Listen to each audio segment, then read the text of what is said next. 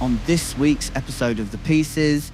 It was the biggest rally for the trans community, but I couldn't make it back. I was getting alerts on my phone saying, stay away from windows, there's missiles. We are fed a lie. The perfect life does not exist. Like, we're more connected than ever, but we're more disconnected as humans than we ever have been.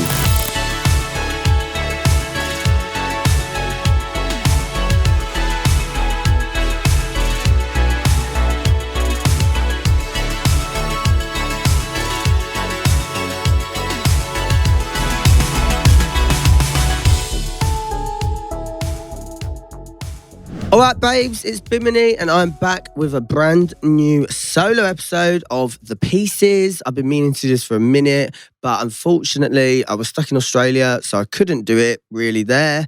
And then I got a bit sick, and I was like, I don't want to sound like deaf warmed up, and I still do. So I'm still just going to power through, and we're going to make it right, because there's a lot to talk about, baby. But firstly, I want to introduce you, and this is the third time that I've done this, to our new award.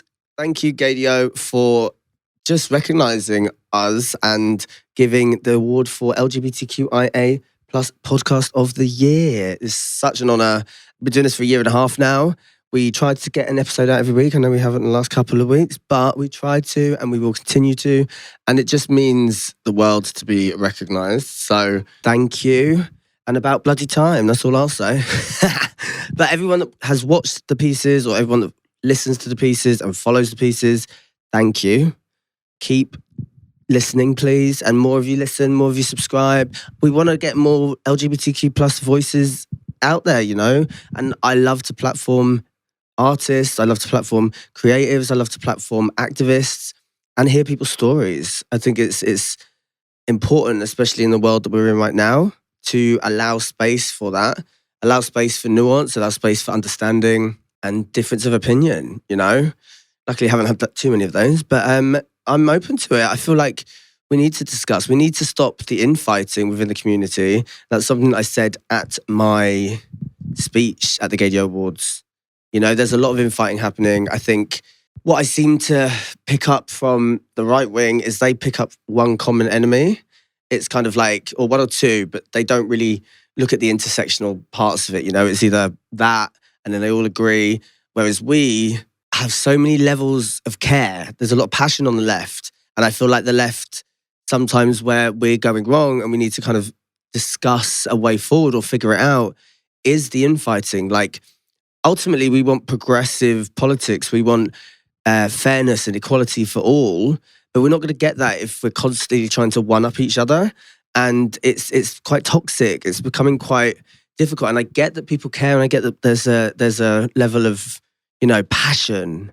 But we have to also have a level of nuance and understanding, and know that we might not all agree on certain things, but we are all fighting for social justice, whether that's women's rights for you, or it's trans rights, or it's, you know, like anything that kind of comes under a minority or someone that needs that, whether it's wars, whether it's places that experience famine, whether it's we just want a better world. That's what it comes down to. But we need to stop one-upping each other about that.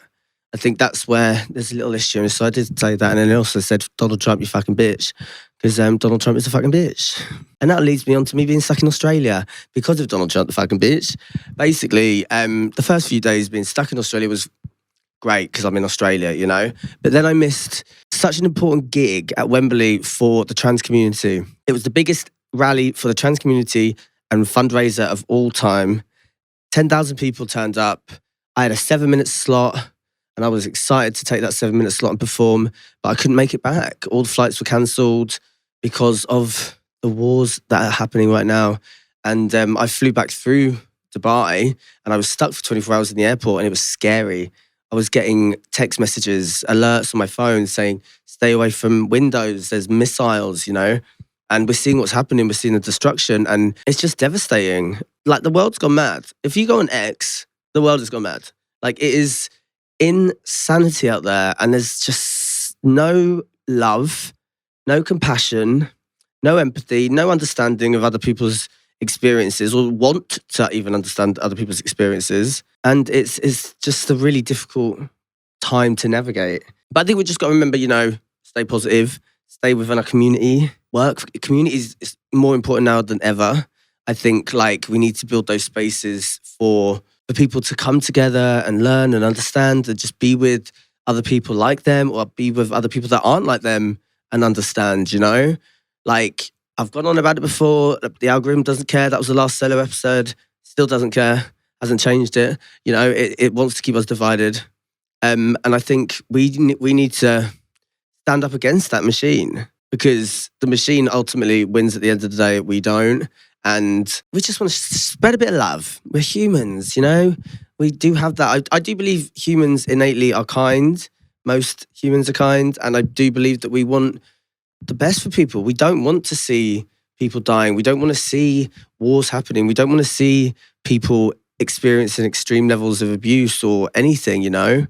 Epstein files. And that's kind of a common thing between us. So we need to accept that and realize that the more that we're fighting, the right, the left, the left, the left, the right, the more that happens, the more these things will just continue, you know? They're getting away with it. The people at the top are getting away with it. So let's dismantle that system, yeah? Because that's basically what we've got to do. And then talking about dismantling systems, I'm now an independent recording artist. Yes, so I can say it now, which is exciting. I was signed to a label, a major label, all love, completely all love, but just decided that it wasn't right to continue, you know? And I've been working on my debut album and I'm fucking excited. It's electro punk is the genre I'm calling it. I've been performing it live and the reaction's been fab already. Like just hearing people shout the lyrics back already when I'm out there performing. And it's just me at the minute. We're going to start adding dancers. I want guitar. I want people on stage with me. It's just going to be really exciting. And I think I'm not holding back. I think for many years, a lot of people have told me what to do or what I should sound like or how I should be and can't do it anymore, you know? It didn't feel like it was real. It didn't feel authentic. And even if I fail doing this, at least I failed doing something I found authentic to myself. And I'm taking the risk to go independent, but I'm proud of what I've made and I'm excited for you to hear it and love you to come on the journey with me. I did the first post recently and the reaction and the response has been amazing. So thank you to everyone that has been so lovely. And I hope you enjoyed the music because that's the worrying part now, isn't it? But the first song, by the time this comes out, actually, this might come out before, but I'm recording the video this weekend. It's for a track called Tank Top Bum Boys. And I'm calling it the Palette Cleanser because couldn't be further away from the music that I've been making. But when you hear it, you'll get it. It was a raw one take in the studio, no lyrics written, heard the beat, 5 minutes later, just jumped on the mic and just said all of this shit, basically. And that's the song. And I feel like that's the perfect palette cleanser to get us going for what is next. And now back to this bitch that had a lot to say about me in the press the other day. No, I am, like we were saying about online and social media, coming from the chat about the algorithm, I think I want to talk about how we curate these perfect lives on social media and it doesn't exist. We can beat ourselves up. And the more that we're shown that everyone is thriving, the more that we're shown we start to internalize that these struggles are like a personal failure. And that's not true. That's something that we need to change, you know? Failure is a human experience. Everyone fails. The art of failure, it's a real, to take a risk and do something that's authentic to you, it's powerful. And I think social media kind of limits us to do that. It gives access and it gives platforms for you to experiment with things, I guess. But like it makes it hard because you're constantly comparing. And I think we're fed a lie. We are fed a lie. The perfect life does not exist. You don't compare your life to others. You compare your life to behind the scenes, curated highlight reel. You compare it to, you know, what people want you to see. And the perfect life, it's just not wealth anymore. You know, it's emotional intelligence. It's getting up at 6 a.m. It's eating right. It's taking the right vitamins. It's doing all of these things that having a social life and working, it's hard. Like, how are we doing it all? Plus being on social media, because we're all addicted to that. So it's like you've got to give yourself a break. And I feel like it's something that I'm definitely doing. Well, I feel like I didn't for a while. I think I've been in this space for a while. Definitely when I was on the drag scene in the beginning, you do constantly compare yourself, you know? You're put in different rooms or bars or clubs with other artists and you're seeing their performances and you want your performance to be great and they're all great. And there's a level of a bit of competitiveness, which I think is natural.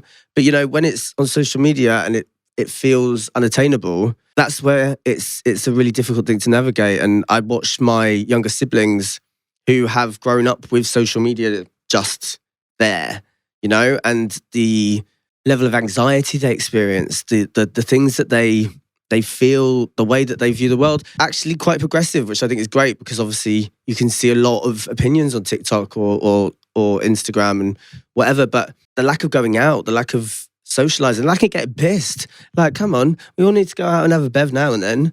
Not too much, drink responsibly, but people aren't going out as much. And I think that's having an impact on social skills.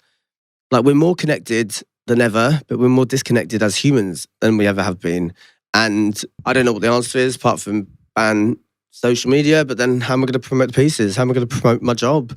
You know, everything's so reliant on it. So we either need a means that is fairer or we need to just go out and touch grass. I'm up for touching grass. Let's do that.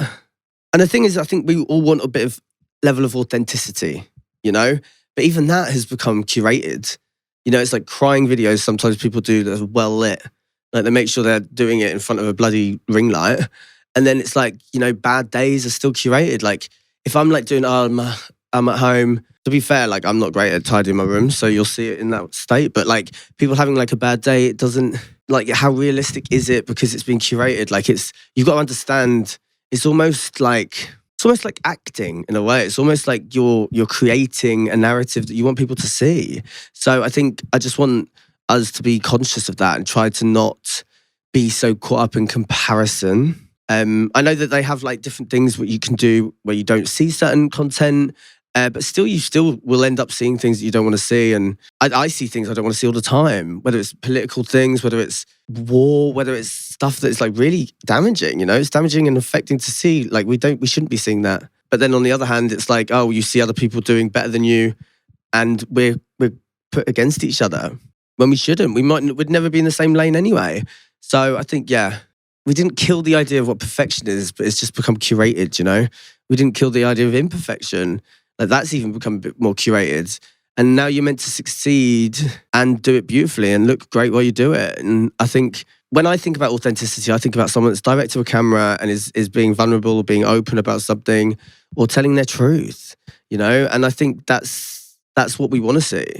And then it's difficult as well because you go on social media and it's like if that's your job or your job relies on you having followers or having people that, even the idea of followers is quite crazy. I always think it's like you're following someone for what, and then people that are like, oh, fans and stuff. Like I'm like, this is a wild world that we live in. And how far is it going to go? Like, are we going to have like chips in our head? You know, like on Black Mirror where it's like judging people with numbers and like merits. I have a friend that thinks that would be really good. I don't personally because I think I'd be judged greatly. No, I wouldn't. I feel like because you know I like to have an opinion, as you know. So I think people would just give me a low score, and I don't want to have a low score walking around. Like my Uber rating, I don't want that. Like my Uber rating is awful, and I think that's homophobia. And maybe some conversations I have at 2 a.m. But like I've got into Ubers in drag and have driven away. A lot of the time that happens, you know. So I think like yeah. The idea of perfection does not exist. So stop comparing yourself to others and just do you know? We can't all live this amazing lifestyle all the time. It just doesn't exist. It never has. It never will. We need to think more. We need to stop that scrolling and we need to think about how we feel from what we're seeing, you know? The perfect life is profitable and there's always a fad and I've fed into fads. Like I loved my London Nootropics. Oh God, there's always a word I can't say. I'm not even going to try and say it, but basically it's mushroom coffee and I tried them all. And there was the London Nootropics ones that I thought were really good, but I fed into that. Whenever there's something going on, it's like everyone's on it. Everyone's got to have it, you know? The perfect life is profitable. It's capitalism. Like if you're lacking, you buy. If you're behind, you hustle. If you feel broken, you optimize it. It's a really difficult world. And is it real life? It's not real life. Like our social media isn't created for our friends. Not curated we create it for us, for other people to see our lives.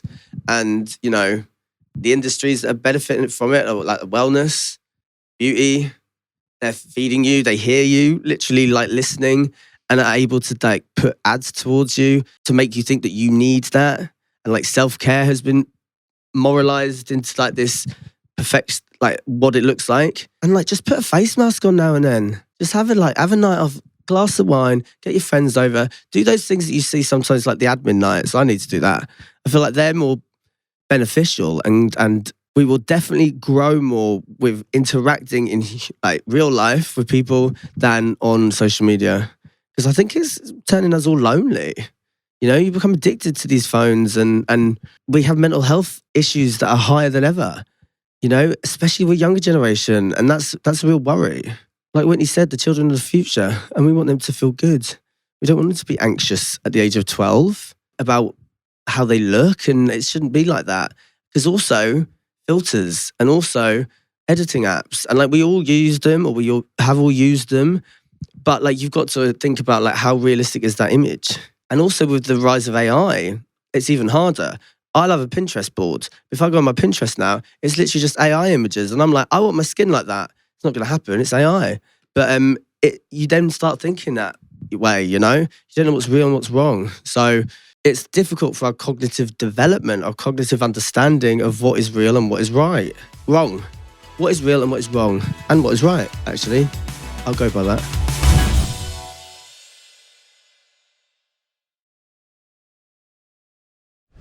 Now, I think there's a bit of an engine of shame as well, you know? Like, you think you're the only one that's struggling, and you feel like you should be happy by now. You feel like you should have everything sorted out.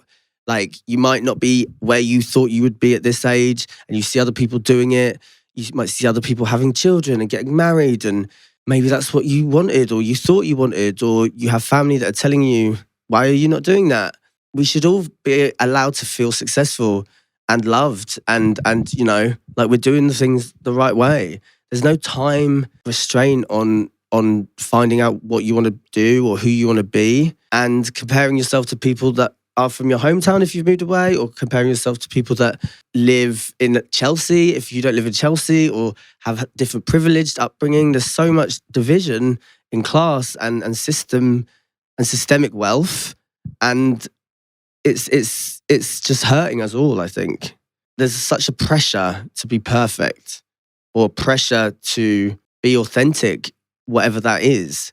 I've been very open over the years, not always 100% open, because, you know, you're scared. It's a worry to be vulnerable. And also you don't want to feel like it's like, oh, I'm being vulnerable on social media for clickbait, because that's not the truth. It's like, I want to be authentic and tell people what I'm going through, or if there's a difficulty, or if I've been struggling. And a lot of the times people perceive me as being confident, or you might perceive as being successful because I'm doing certain things. But there've been times where I have fucked up, or there's been times where I have gone through something that has broken my heart, or lost friends, or lost trust in people that I didn't expect to. And that's hurt more than anything. But I haven't wanted to put that out because it's vulnerable. It hurts. So it's like you don't want to share that shame. I felt a lot of shame. I felt a lot of guilt over the years, you know? But I still feel uncertain sometimes and messy. It's literally human nature to be like that. And I think we just need to be like a lot kinder, because that is another thing, is the way that people talk to people online.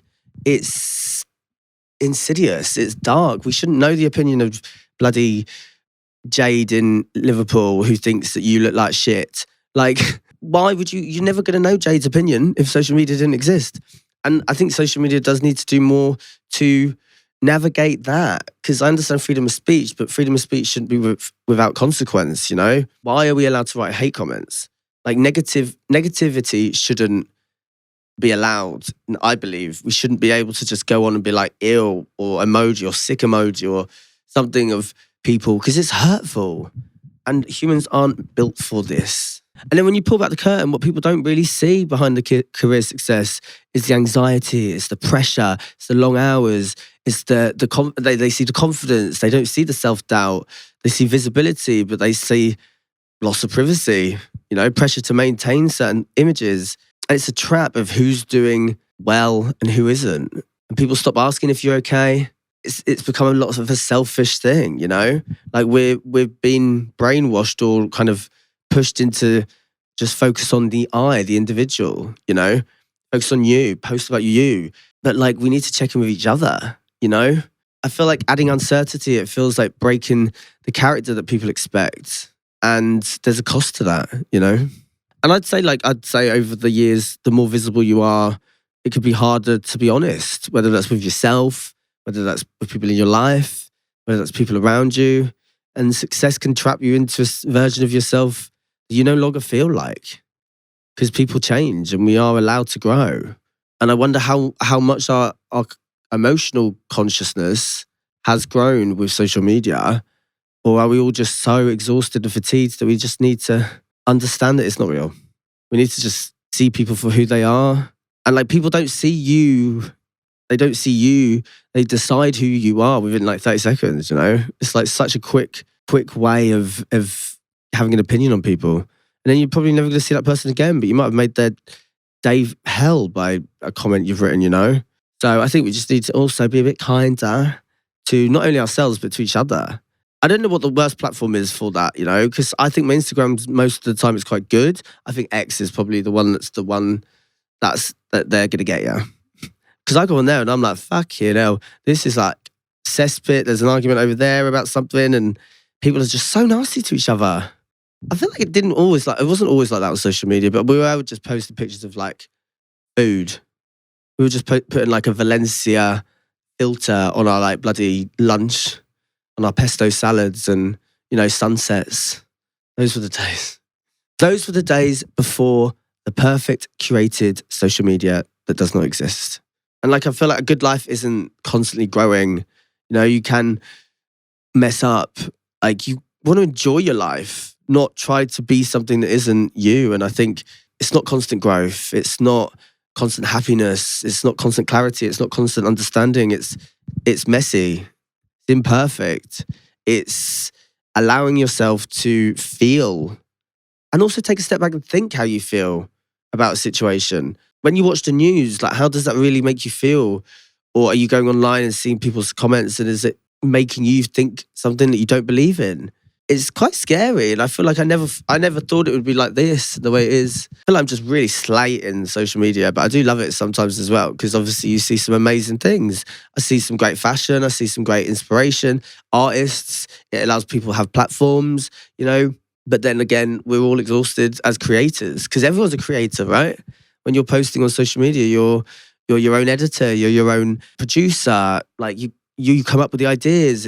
It's taxing, and then we're like not getting paid for it.